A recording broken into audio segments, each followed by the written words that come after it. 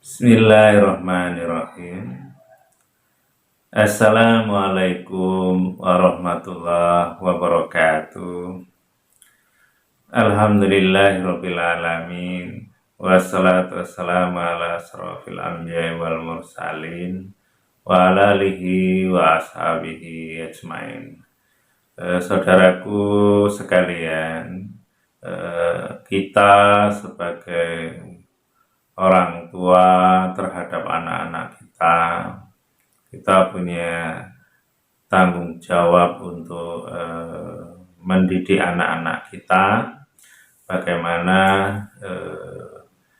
agar anak kita itu tumbuh dewasa dengan baik, dengan sempurna, insya Allah seperti itu. Dan itu butuh sebuah ilmu, butuh sebuah teori cara yang baik pula, karena kalau kita itu hanya modal keinginan tanpa ilmu pengetahuan ke sana, ya mungkin hasilnya itu tidak seperti yang kita harapkan.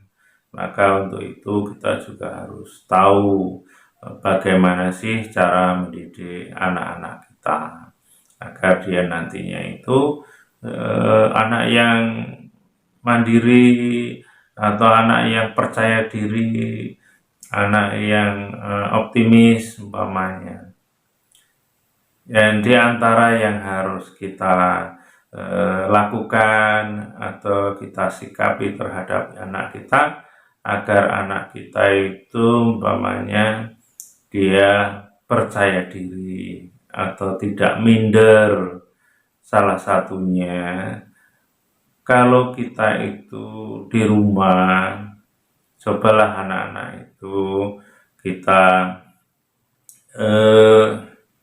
latih atau kita ajarkan agar anak-anak itu bisa melakukan hal-hal yang sederhana di rumah, entah itu mencuci, entah itu mencuci pakaian atau piring umpamanya, atau bersih-bersih rumah, atau masak. Itu yang sederhana yang mungkin setiap hari kita hadapi atau anak-anak hadapi.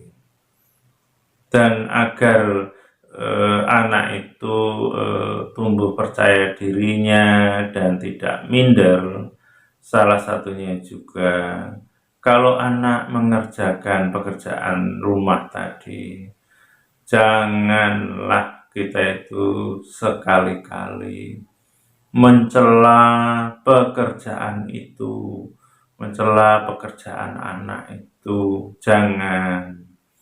Karena celaan itu di samping ya memang Allah tidak mengajarkan, tidak membolehkan kita itu mencela orang lain.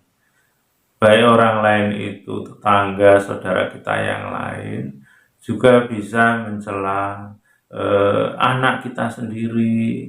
Jangan kita lakukan, karena celaan itu akan melukai perasaan anak kita, menjadikan anak kita itu ya tidak bahagia, karena celaan itu bisa menjadikan dia sedih, bisa menjadikan dia itu kecewa, bisa menjadikan besok-besok itu kalau disuruh itu melakukannya ya tidak ikhlas, terpaksa. Apalagi kalau celaan anak itu berulang-ulang, sehingga lambat laun tidak mau dia mengerjakan itu, dan lambat laun juga dia merasa minder, tidak percaya diri, karena merasa tidak bisa melakukan, karena dibayang-bayangi setiap melakukan ada saja yang salah, kurang ini, kurang itu. Umpamanya kalau kita mengajarkan anak untuk bersih-bersih, menyapu di sekitar rumah umpamanya, kita mencela umpamanya, kok nyapunya tidak bersih, kok itu masih kotor, kok nyapunya kayak gitu umpamanya. Walaupun itu nyata, benar nyapunya itu belum bersih, tapi janganlah kekeliruan, kekurangan itu menjadikan kita itu membenarkan apa yang terjadi, kemudian kita mengatakan apa adanya dengan celaan, atau istilahnya kalau orang Jawa itu dipaidu, jadi dicela. Jangan, karena itu seperti yang saya sampaikan tadi. Dan apalagi kalau itu dibiasakan, setiap apa yang dilakukan anak ada saja, kok begini, kok begitu, kok kurang ini. Itu tanpa kita sadari, sebenarnya membentuk anak kita, anak yang tidak percaya diri, anak yang minder, sehingga nanti kalau dia itu bermasyarakat atau di sekolahan, di luar rumah, setiap dia mau mengerjakan sesuatu, bisa jadi dia ragu-ragu, ketakutan, takut salah, takut ditegur, sehingga tidak percaya diri. Hanya karena terbiasa mungkin di rumah seperti itu, tidak diberi kepercayaan, tidak dihargai setiap pekerjaannya. Padahal kalau kita itu tahu, maka setiap apa yang dikerjakan, walaupun itu ya kurang pas tadi, masih keliru, cobalah jangan dicela. Anggaplah ya namanya masih belajar, namanya masih anak-anak. Jadi kata-kata yang baik. Anggap saja yang kecil-kecil tadi ya biarlah, tidak usah dicela. Cukup katakan kalau dia untuk nyapu, dia sudah mau, itu sudah alhamdulillah. Nah, pinter nak, ya yang disapu ya. Kalau bisa nanti tiap hari ya, kalau untuk nyapu rumah khusus kamu ya umpama seperti itu. Kita beri kepercayaan dan kita kata-kata yang baik tadi, dia senang, dianggap ya baik, nggak ada yang salah. Ya nanti kalau sudah seterusnya ya kita sambil menyontohkan saja nyapunya itu. Jadi tidak perlu mencela kekurangannya tadi. Dan itu nanti pekerjaan-pekerjaan yang lain juga seperti itu. Sehingga hatinya itu tidak ada luka, sehingga dia senang kepada orang tua saya baik, ngajari saya dengan baik, sehingga di dalam rumah itu tidak ada yang namanya celaan.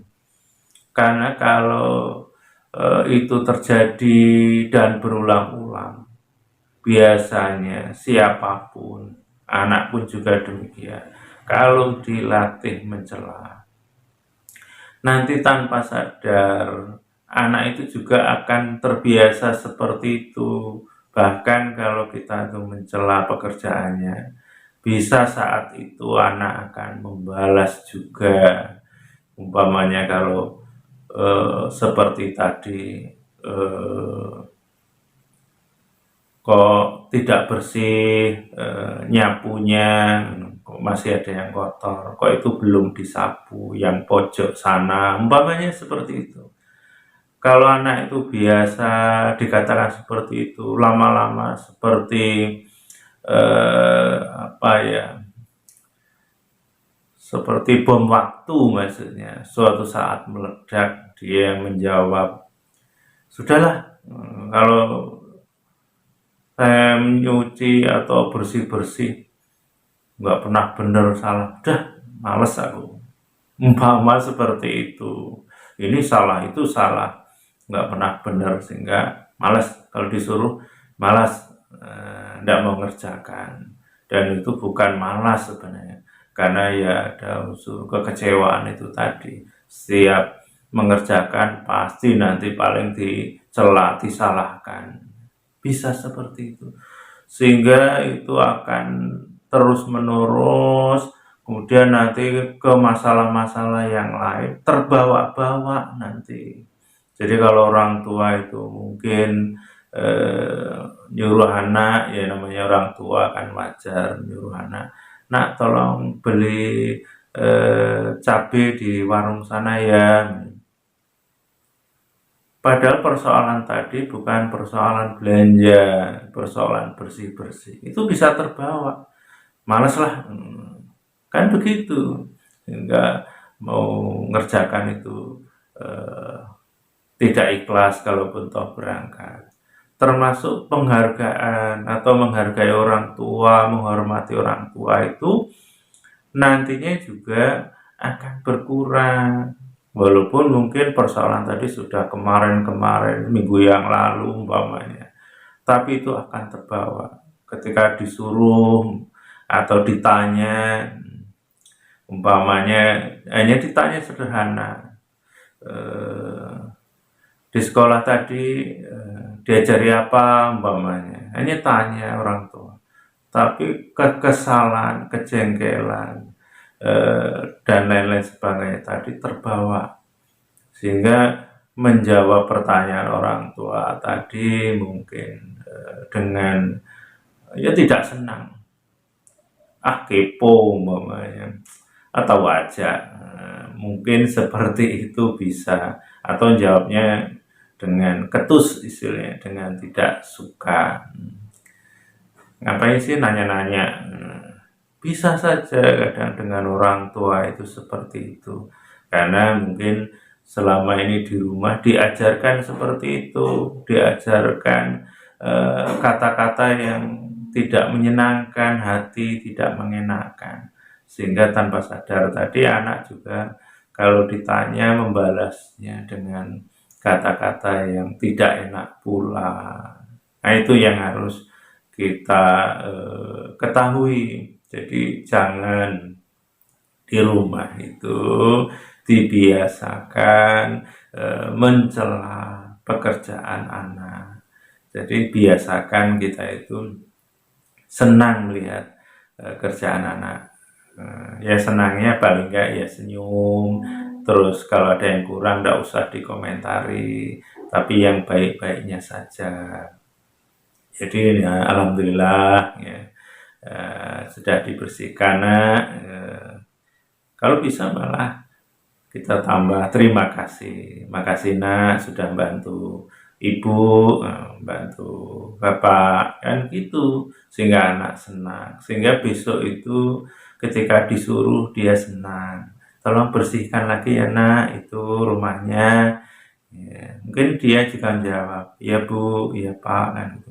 Terus lambat laun tidak disuruh, karena sudah biasa kerjaannya, dia itu tiba-tiba ya mungkin pagi itu langsung membersihkan, dan kita juga beri ucapan itu lebih bagus, ucapan mungkin makasih atau ya alhamdulillah, umpama seperti itu. Nah itulah mendidik anak itu ya dari awal seperti itu, dan diantaranya salah satunya itu yaitu jangan dibiasakan mencela, baik dengan anak itu sendiri, baik di dalam rumah itu ada saudaranya yang lain, juga antara suami istri, sehingga anak itu tidak mendengar di rumah itu sebuah celaan atau merendahkan, menyalahkan, sehingga disitulah rumah itu bisa nantinya menjadi baiti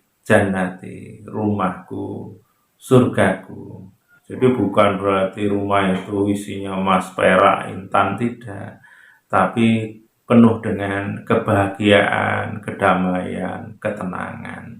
Itu yang harus kita tanamkan kepada anak, yang harus kita lakukan kepada anak, juga kepada keluarga, suami istri, yaitu jangan dibiasakan dan jangan sekali-kali kalau bisa mencela kekurangan, kekeliruan anak umpamanya. namanya seperti itu. Kalau bisa kita arahkan, ya kita arahkan saja yang baik, dengan cara yang lemah lembut, dan jangan sampai merendahkan. Ya anggap saja seperti yang saya sampaikan tadi, ya namanya anak-anak, ya namanya masih belajar. Ya jadi ya enggak apa-apa, salah itu hal yang wajar. Sehingga anak itu tidak tersinggung, tidak sakit hati, tidak patah hati, tidak mutung, dan juga tidak berpikir ke orang tua itu berpikir yang buruk, sehingga ada kejengkelan umpamanya. Bisa saja kan anak itu jengkel tapi juga mikir, ini orang tua saya yang melahirkan saya, yang membesarkan saya, tapi kok bicaranya itu menjengkelkan, menyakitkan, sehingga mau membalas tidak berani, dan akhirnya jengkel itu tersimpan di dalam hati, dan itu akan menjadi kesalahan juga bagi anak. Nah, itu kan kesalahan dari orang tua sehingga menjadikan anak salah juga. Maka disinilah yang harus kita ketahui, sehingga kita jangan mudah menyalahkan anak kalau anak itu begini, karena boleh jadi karena ya orang tua yang salah selama ini dalam bersikap. Makanya kadang ada orang tua yang mengeluhkan tentang anak saya kalau disuruh susah, kalau dinasihati bantah, kalau disuruh baik malah nggak karuan umpamanya. Ya dia tidak sadar bahwa kesalahan-kesalahan yang dilakukan anak itu boleh jadi juga akibat dari ya kesalahan kita, cara mendidik, cara mensikapi semua persoalan. Dianggapnya sikap-sikap kita itu tidak mungkin berpengaruh, padahal itu sangat berpengaruh. Paling tidak ya kalau di rumah itu terbiasa seperti tadi, terbiasa mencela, maka tanpa disadari anak itu juga nanti bisa terbiasa mencela. Kalau di rumah itu terbiasa kalau ngomong itu emosi, ngomongnya agak kasar, tanpa disadari kita sebagai orang tua itu ya mengajari anak itu ya kasar kalau ngomong, tidak halus. Kalau kita di rumah itu terbiasa tidak menghargai entah suami, istri, atau ke anak, setiap apa yang dilakukan anak itu kita tidak menghargai, anak tadi juga bisa jadi seperti itu. Dia tidak bisa menghargai orang tua, tidak bisa berpikir bahwa sebenarnya orang tua itu adalah sosok yang telah membesarkan kita, yang harus kita hargai. Dia nggak berpikir seperti itu. Dia berpikirnya biasanya orang tua saya menghina saya, merendahkan saya, mencela saya, menyakiti hati saya. Orang tua saya nggak sayang dengan saya, bisa seperti itu. Hanya karena kesalahan kita awalnya seperti itu. Maka kalau kita ingin anak itu menjadi baik, ya baikkan dulu diri kita. Kalau ingin anak kita itu menghormati kita, ya kita hargai, hormati juga anak kita. Karena seperti yang Allah firmankan di dalam Al-Quran yang bunyinya, in ahsantum li anfusikum wa in asatum falaha, yang artinya kalau kamu itu berbuat baik, sebenarnya kebaikan itu ya akan kembali kepada dirimu, dan kalau kamu itu berbuat yang buruk, ya itu juga sama, akan kembali keburukan itu kepada ya yang melakukannya, kan seperti itu. Jadi kalau kita itu baik kepada anak, tutur katanya baik, nadanya baik, lemah lembut, ramah, menghormati, itu nanti juga anak itu ya insya Allah akan memperlakukan kita juga seperti itu, menghargai, menghormati, berkata juga baik. Insya Allah seperti itu. Nah, itu yang harus kita sadari dalam kehidupan berkeluarga, kemudian dengan anak, insya Allah seperti itu. Jadi kalau sudah paham seperti itu, kita tidak ada istilah saling menyalahkan. Kalau ada kekeliruan, ada kekurangan, tapi yang ada saling menyadari. Boleh jadi saya yang salah, boleh jadi sebagai orang tua itu ya keliru cara mendidik, baik dengan tutur kata ataupun sikap sehari-harinya. Kan seperti itu, apalagi banyak pepatah. Salah satunya ya ada istilah kelapa itu jatuh ya tidak jauh dari pohonnya, kan seperti itu. Jadi artinya itu ya kalau anaknya begini begitu mungkin ya nggak jauh beda dengan orang tuanya dalam beberapa hal, sehingga anak itu ya belajar dari rumah tadi, kan seperti itu, insya Allah seperti itu. Jadi ini menjadi pelajaran bagi kita untuk anak-anak kita, khususnya atau salah satu tadi, belajar kita itu tidak mencela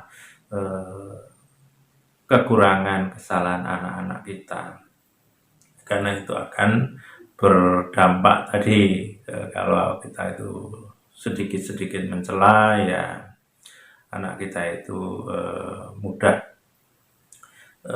mutung, kecewa, kemudian tidak percaya diri, minder, sehingga di dalam kehidupan nantinya kedepannya dia ya seperti itu, tidak bisa mandiri karena ada ketakutan, takut tidak bisa, takut disalahkan dan lain-lain sebagainya. Nah, itu saja yang untuk saat ini yang bisa saya sampaikan, dan mudah-mudahan juga ke depan atau besok-besoknya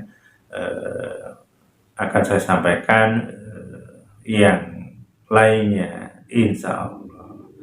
Kurang lebihnya saya mohon maaf kepada Allah, mohon ampun. Akhir kalam, assalamualaikum warahmatullahi wabarakatuh.